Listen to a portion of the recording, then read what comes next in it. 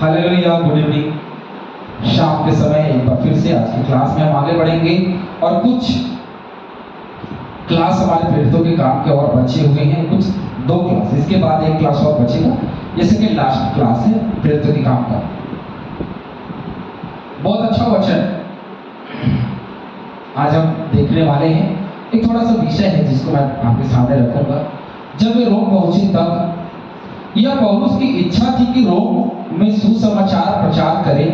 ये एक बहुत बड़ी बात है, उसकी इच्छा थी। जब हम रोमियो की पत्री 15:22 से 29 के बीच में पढ़ेंगे तो इसका वर्णन पौलुस ने जरूर वहां पर लिखा है ना।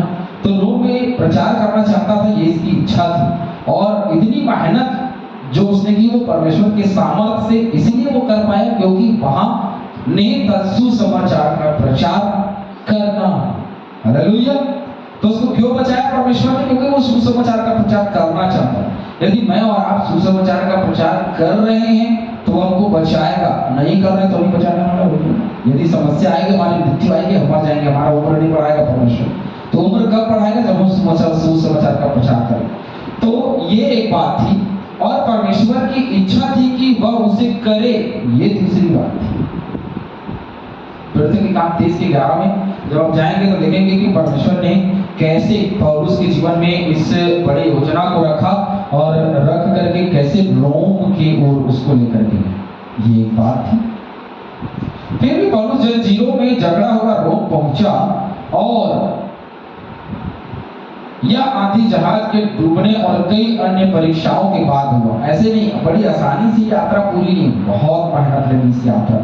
हालांकि पौलुस विश्वास योग्य रहा, परमेश्वर ने उसके मार्ग को आसान व कठिनाई मुक्त न बनाया। तो इसी प्रकार हम परमेश्वर की इच्छा में हो सकते हैं और संपूर्णतः उसके विश्वास योग्य, फिर भी वह हमें असुविधाजनक मार्गों की कठिनाइयों से जाने दे सकता है। इस बात को बड़ी गहराई से समझिए। कभी हम सोचे कि परमेश्वर में है तो कोई परेशानी नहीं आएगी और ऐसा परमेश्वर करने देगा ताकि हम विश्वास में आगे बढ़े। रोमियो 8:28 पढ़ लीजिएगा, है ना। तो ये परमेश्वर जो है उसको समझना बड़ा कठिन है। ऐसा लोग का मानना बड़ा सरल है। वो चाहता है यदि मेरे जीवन में समस्या है, वो चाहता है कि मेरे जीवन में समस्या हो ताकि मैं विश्वास में और मजबूत हो जाऊं, प्रभु में और आगे बढ़ूं। 18 वचन से आगे देखेंगे। चैनल को लाइक करें, सब्सक्राइब करें, शेयर करें। उन्होंने मुझे जांच कर छोड़ देना चाहा जब उसने सारी बातें बताई, क्योंकि मुझ में मृत्यु के योग्य कोई भी दोष न था। अब ये लोग क्या छोड़ देना चाहते थे उसको, परंतु जब यहूदी इसके विरोध में बोलने लगे तो मुझे कैसर की दुहाई देनी पड़ी। ये बता रहा है ना, वहां वो लोग मुझे छोड़ देना चाहते थे जो वहां इकट्ठे थे लोग, लेकिन क्या ये लोग मृत्यु के योग्य मैंने कोई काम नहीं किया था, मेरे तो छोड़ देना चाहते थे। लेकिन बहुत सारे यहूदी लोग जो हैं वो चिल्लाने लगे और यह भी कि मैंने कैसर की दुहाई भी दी। तो ये बात भी कि मैंने कैसर की दुहाई दी, यह नहीं कि मुझे अपने लोगों पर कोई दोष लगाना है, इसलिए मैंने कैसर की दुहाई नहीं दिया ताकि मैं किसी के ऊपर दोष लगाऊं। लेकिन ठीक है हुआ, इसलिए मैंने तुमको बुलाया है कि तुमसे मिलूं और बातचीत करूं, क्योंकि इजराइल की आशा के लिए मैं इस जंजीर से जकड़ा हुआ हूं। इजराइल की आशा के लिए मैं इस जंजीर से जकड़ा हुआ हूं। ये एक बहुत बड़ा भाव है इस वचन, और इस भाव को समझना भी उससे बड़ा कठिन काम।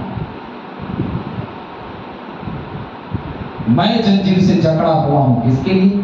इजराइलियों की आशा के लिए, इजराइल की आशा के लिए, परमेश्वर की आशा के लिए। इजराइल उसी को कहते हैं। तो इजराइल परमेश्वर यहोवा यीशु मसीह की आशा के लिए मैं जंजीर में जकड़ा हुआ यहाँ हूं ताकि सुसमाचार का प्रचार कर सकूं।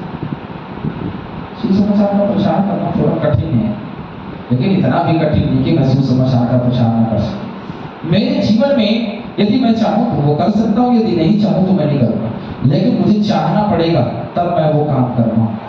हालेलुया। आगे ये जकड़ा हुआ है क्योंकि इसको रोम में प्रचार करना था, इसीलिए ये जकड़ा इसलिए नहीं गया कि उसने गुनाह किया, इसलिए जकड़ा गया है ताकि ये जो व्यक्ति है इसलिए पकड़ा गया, इसलिए जकड़ा गया ताकि ये रोम में जाकर के सुसमाचार का प्रचार कर बहुत लोग जीते जा सके। उन्होंने उनसे कहा, ना हमने तेरे विषय में यहूदियों से चिट्ठियां पाई और ना भाइयों में से किसी ने आकर तेरे विषय में कुछ बताया है, ना पूरा कहा है। अब ये लोग भी गवाही दे रहे हैं कि कोई चिट्ठी नहीं आई यहूदियों की तरफ से, कोई विरोधाभास नहीं आया, कोई एफआईआर दर्ज नहीं हुआ, है ना? एफआईआर समझ रहे होंगे, तो एफआईआर दर्ज नहीं हुआ, तो ये बातें तो हैं, परंतु तेरा विचार क्या है? तेरे विरुद्ध में तो कोई बातें करने नहीं आया, इधर कोई नहीं आया, तो ठीक है, तेरा जो विचार है वही स्पष्ट कर ताकि हम तेरा न्याय कर सकें। ओके ठीक है, चलिए करते हैं। तो इस प्रकार से उसने पौलुस ने बताया और आगे भी देखते हैं कि क्या कह रहे हैं। तेरा विचार क्या है? वही हम तुझसे सुनना चाहते हैं, क्योंकि हम जानते हैं कि हर जगह इस मत के विरोध में लोग बातें करते हैं।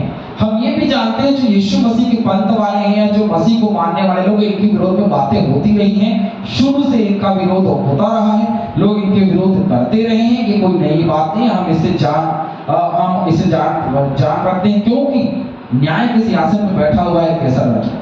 तो भाई बहुत सारी समस्याएं आती होंगी, बहुत सारे केस वहां आते होंगे, बहुत सारे एफआईआर दर्ज वहां होते होंगे उस केस, है ना? उसने कहा हम समझते हैं ये पंथ के लोगों के विरोध में बहुत लोग जो है वो आगे खड़े हो जाते हैं, यहूदी लोग, तो समस्या है, ठीक है। तब उन्होंने उसके लिए एक दिन ठहराया और बहुत से लोग उसके यहाँ इकट्ठे हुए। एक दिन ठहरा दिया कि भाई चलो इसके लिए इकट्ठे हो जाओ। ये न्याय के सिंहासन के सामने खड़ा किया गया और वह परमेश्वर के राज्य की गवाही देता हुआ और मूसा की व्यवस्था और भविष्यद्वक्ताओं की पुस्तकों में से यीशु के विषय समझा कर भोर से सांझ तक वर्णन करता है। ये एक बहुत बढ़िया बात कि उसने समझाया, उसने प्रचार किया, किसके यहाँ और कैसे प्रचार किया? बंदीगिरी में जंजीर से जकड़ा हुआ और जंजीर से जकड़े हुए मूसा की व्यवस्था का और भविष्यद्वक्ताओं की पुस्तकों का यीशु से मिलान करके कि कैसे यीशु मसीह इस जगत में आया और कैसे यीशु मसीह का नाम है वहां और कैसे उसने काम किया है और कैसे बात बढ़ा, उसके विषय में हम यहाँ पे विशेष रूप से देख रहे हैं। बड़ा गंभीर विषय है, कोई मजाक नहीं है ना? तब उन्होंने उसके लिए एक दिन ठहराया ताकि कुछ तो भी हो, लेकिन उसके बाद भी पौलुस अड़िग रहा और पौलुस हमेशा जो है वो हर एक कठिनाइयों में खड़े और परमेश्वर का धन्यवाद करता हो। जैसे अय्यूब, ठीक वैसे ही मैं अय्यूब के बाद यदि उस हिम्मत में पाता हूं तो बताइए, उसके बाद में यदि कोई मुझे मिलता है तो वो है पौलुस, जिसने बड़ी हिम्मत की, सुसमाचार का प्रचार किया, अनेक बार उसको मारने का प्रयास किया गया, लेकिन फिर भी वो करता है। तब कुछ ने उन बातों को मान लिया और कुछ ने विश्वास न किया। कुछ लोग मानते और कुछ लोग नहीं मानते, ये बात हमेशा चलता है। कुछ लोग मानते हैं, कुछ लोग नहीं मानते, कुछ लोग मानते, कुछ लोग नहीं मानते, ये हमेशा से चलता आया है। आज की बात नहीं, कई पीढ़ियों से ये बातें चलती रही कि कोई मानेगा कोई नहीं। एक ही परिवार में दो लोग हैं, कोई मान रहा है, पति पत्नी है तो पति मान रहा है, पत्नी नहीं मानी, पत्नी मान रहा तो पति नहीं मान रहा, बच्चे नहीं मान रहे, माता। तो इस प्रकार से भी हम देखते हैं, कहीं मानना और कहीं नहीं मानना भी चल रहा है भैया, बदलता चलते रहते। जब वे आपस में एक मत ना होंगे तो पौलुस की इस बात के कहने पर चले गए, पवित्र आत्मा ने यशायाह भविष्यद्वक्ता के द्वारा तुम्हारे बाप दादों से ठीक ही कहा। अब ये बात तो बड़ी विचित्र है कि पवित्र आत्मा ने यशायाह भविष्यद्वक्ता के द्वारा तुम्हारे बाप दादों से ठीक ही कहा कि तुम मरोगे, तुम कहाँ जाओगे? बंदीगिरी में जाओगे। ठीक कहा तुम्हारे लिए, क्योंकि तुम्हारा हृदय बदलता नहीं, तुम्हारा मन बदलता नहीं। अरे यीशु मसीह ने क्या कहा? मन फिराओ। अरे परमेश्वर ने क्या कहा? मन फिराओ। लेकिन लोग मन नहीं फिराना चाहते, उसी दशा में पड़े रहना चाहते हैं और मृत्यु को प्राप्त कर लेना चाहते हैं। तो पाइए, जो मौत है वो दस्तक जब देगी तो बताएगी नहीं कि मौत आई है, चुपचाप आएगी, समेट देगी और हम चले जाएंगे। हमारे पृथ्वी पर का डेरा सलीका उठा लिया जाएगा। उससे पहले अपनी जिंदगी में काम करिए, और काम क्या होता है? यीशु मसीह के सुसमाचार का प्रचार। बहुत बड़ी मंच मिलनी चाहिए, बड़ी जगह, बड़ी कलीसिया मिलनी चाहिए। अरे एक घर पे जाइए, एक घर के लोगों को आप प्रचार करिए, लोग लालच दे करके नहीं, बस जो समस्या उनके जीवन से दूर करिए और उनको बदल करके देखिए, तब समझ में आएगा अरे किसी को बदलना इतना आसान नहीं है। क्यों? क्योंकि पहले अपने जीवन को बदलना सीखना है। अपने जीवन को बदले और अपने जीवन को बदल करके उसकी समीपता में है, तब कुछ हो सकता है, तब कुछ बात बनेगी। और पौलुस का जो जीवन है वो समझ में आए। पौलुस के जीवन को जितना हमने देखा है 28 अध्याय के 25 वचन तक पहुंच गए हैं पहले अध्याय से, तो यहाँ तक जैसे हमने देखा, तो पौलुस के जीवन को जैसे जैसे हम देखते हैं, जैसे जैसे हम गहराई में जाते हैं उसके जीवन में, बहुत बड़ा स्थान हम उनके जीवन में देखते हैं, बहुत बड़ी रोल अदा उनके जीवन में हम देखते हैं। परमेश्वर उनको बचाया, परमेश्वर ने उनको सामर्थ्य दिया, परमेश्वर उनको शक्ति दी, और परमेश्वर ने न जाने कहां से रोम लाया, और रोम में एक बड़े प्रचारक के रूप में हम यहाँ पे पौलुस को देखते हैं। क्या बात! पौलुस प्रचारक के जीवन परिचय के विषय में पढ़ना, उसके विषय में बताना भी अपने आप में एक धन्यता की बात है। सचमुच में उसने 3 यात्राएं की, और तीनों यात्राओं में बहुत सारी समस्या रही, लेकिन उन समस्याओं को दूर करते हुए निरंतर पौलुस जो है वो आगे बढ़ता।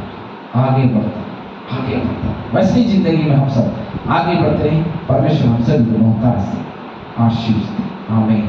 हालेलुया।